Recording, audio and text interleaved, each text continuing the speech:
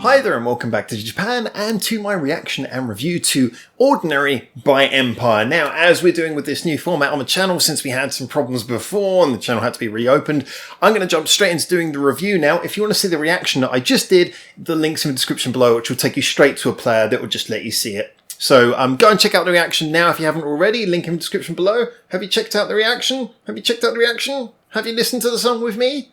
Or have you just listened to the song anyway? Alright, here we go with the review. As you'll know, if you did check out the reaction, I was really quite blown away by this. Now, the first song I heard by EMPiRE, this is only the second song I've heard by the group. The first song I heard, which I believe is the most famous one, again, I've forgotten what it's called.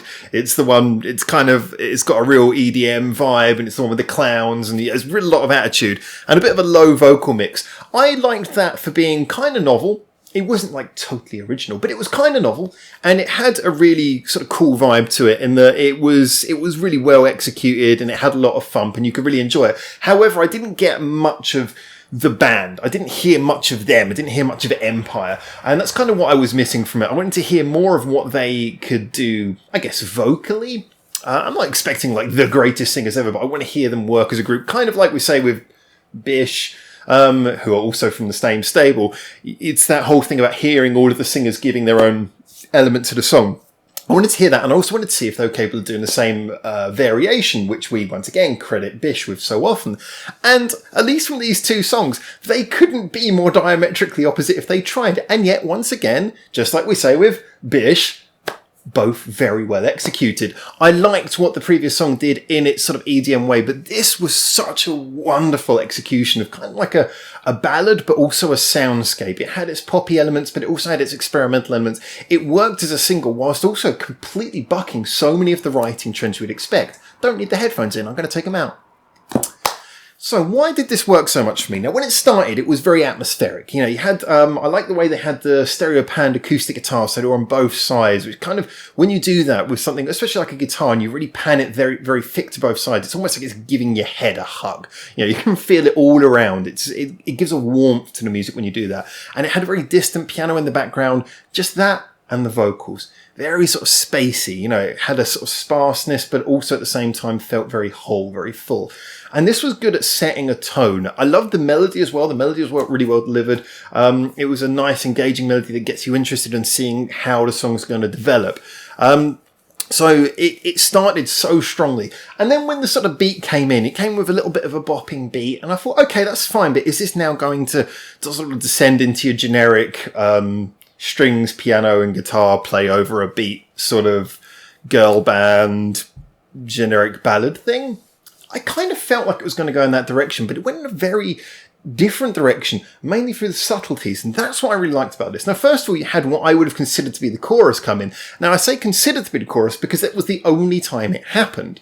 Via all logical writing routes, that was the chorus, which only happened once about a third of the way through the song, and it was quite catchy, it was big, and like I say, it reminded me a lot of the band Feeder, the British band Feeder. And I'm talking about sort of the albums in the early 2000s, sort of your Comfort and Sound type of albums, where they weren't heavy in any way.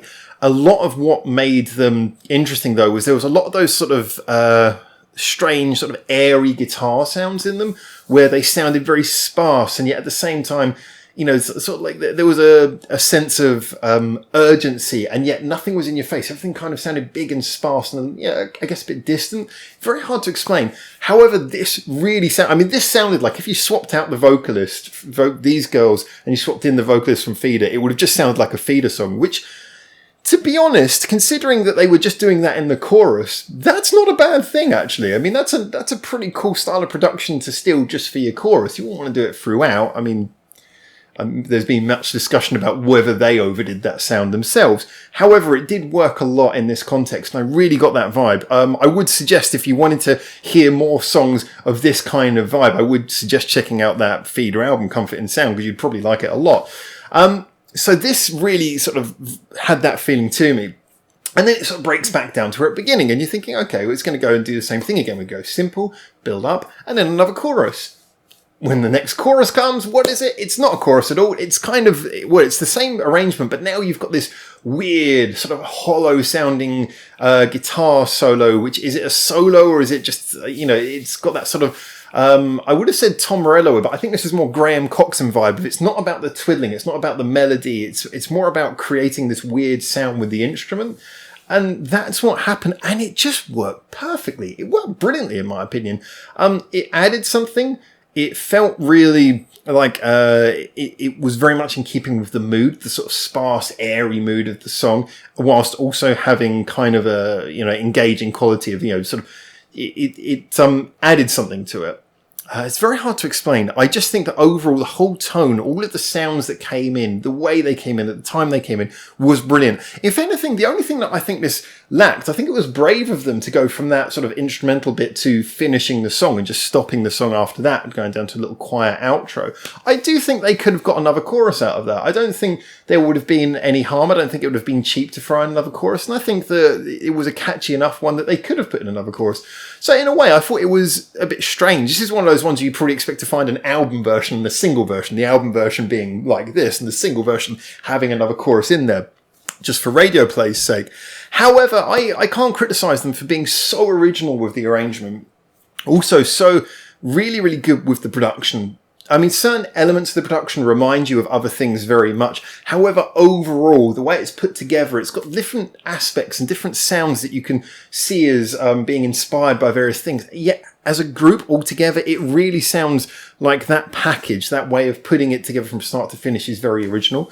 I love the vocal performances. I must admit they didn't stand out as being like sort of massively unique. However, I did kind of, you got a different vibe from each singer. Maybe I do need to hear them doing more songs. I mean, considering the first song I heard by them, their voices were very low in the mix and kind of heavily produced. This is the first time I've really heard them properly singing on a song. And, so on that, clearly singing on a song. So on that level, I've got to be honest, it's probably not fair for me to be overly judgmental of how much I could pick apart from their voices.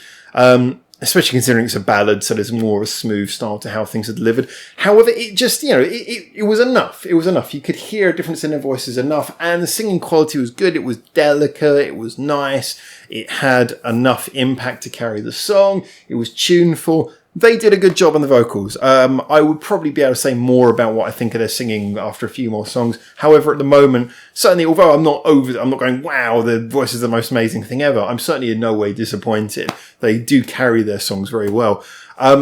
So overall, I've got to give massive credit to whoever arranged and wrote this. I think it's brave, it's original, and yet at the same time, it does seem to derive ideas from sources that are apt to the arrangement. Like I said, I don't know if the writer and the producer was the same person, and yet I can't help but feel that they must either have been or must have been in very good communication, because just something about the way this is written and the way it's produced fits so beautifully. It seems so intentionally one and the same. It seems that the sound, the tone is very much part of the way the song was written, why it was written that way. Yeah, I really like that. It gives me a lot of hope to look forward to more music by EMPiRE.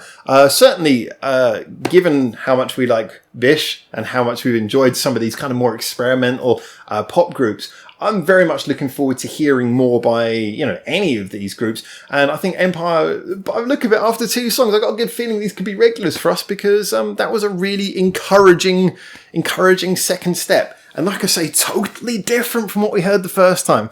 Just to quickly comment, the video wasn't bad. It certainly kept the mood. It was one of those ones where I say it looked like they weren't playing with a huge budget, so they just did something which was nicely in keeping with the song. Didn't do something that was going to look like they were trying to do too much with too little of a budget. It kind of worked. I thought the distortion effects were interesting. Maybe they overdid that a bit. With sort of distorted visuals. However, overall, the video was good enough, and it seemed to have some nice choreography. The girls played up to the camera really well. They carried the sort of emotion in it. So yeah, nothing to say negative about the video. It was kind of much of a muchness. It worked at what it was meant to be. I think that's really good. Like I say, can't wait to hear more. Anyway, as always, tell me what you think in the comments. Did you like this? Did you dislike it? Whether you be a fan of theirs or not, whether you be new to them or not. Also, as well as that, just remember, as always, in the description below, it's not just just the link to the reaction, but it's also the link to many other things, such as our Discord, our Reddit, where you can suggest new songs, and of course our Patreon. Big thank you to all our Patreon supporters. We've been through so much on this channel recently, and you guys honestly are the reason why we keep on going. You have managed to make it possible to get the channel up and running, and helping us sort out things like Google Drive and all of that for the reaction. So look, guys, really appreciate it from the bottom of my heart. So thank you either way for watching this video and coming through all the way to the end. And so until I see you hopefully very soon on the next video, for now, ciao ciao.